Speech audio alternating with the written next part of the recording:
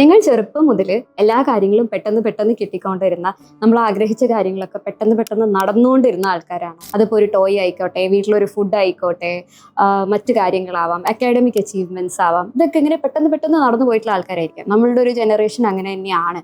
കാര്യം we had പേരൻസിന് provide ചെയ്യാൻ പറ്റുന്ന ഒരു സിറ്റുവേഷൻ ആയിരുന്നു. അതുകൊണ്ട് പെട്ടെന്ന് കാര്യങ്ങളൊക്കെ നടക്കുമായിരുന്നു.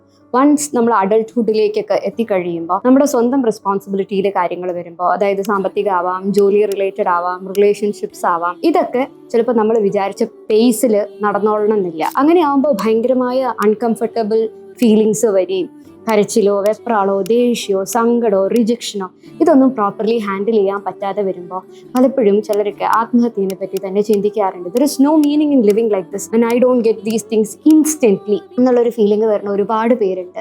ആൻഡ് ആ കാരണങ്ങൾ കൊണ്ട് തന്നെ സൂയിസൈഡൽ അറ്റംപ്റ്റ്സോ അല്ലെങ്കിൽ സൂയിസൈഡ് തന്നെയോ ചെയ്തിട്ടുള്ള ആൾക്കാരുണ്ട്. ഇങ്ങനെയുള്ള ബുദ്ധിമുട്ടുകൾ നിങ്ങൾക്ക് അനുഭവപ്പെടുന്നുണ്ടെങ്കിൽ ഈ ഇൻസ്റ്റന്റ് ഗ്രാറ്റിഫിക്കേഷൻ കിട്ടാതിരിക്കുമ്പോൾ വരുന്ന ഡിസ്ട്രെസ്സിനെ നമുക്ക് ഓവർകം ചെയ്യാൻ പറ്റുന്നില്ല, അതിൽ പലപ്പോഴും നമ്മളുടെ തീരുമാനങ്ങൾ തെറ്റായി പോകുന്നുണ്ട് എന്ന് തോന്നുകയാണെങ്കിൽ ഒരു തെറപ്പിസ്റ്റിനെ കാണുകയും ഈ ഡിസ്ട്രെസ് ടോളറൻസ് സ്കില്ലുകൾ പഠിച്ചെടുക്കുകയും ചെയ്തു കഴിഞ്ഞു കഴിഞ്ഞാൽ മുന്നോട്ടുള്ള ജേർണി കുറച്ചുകൂടെ ഈസിയർ ആവും.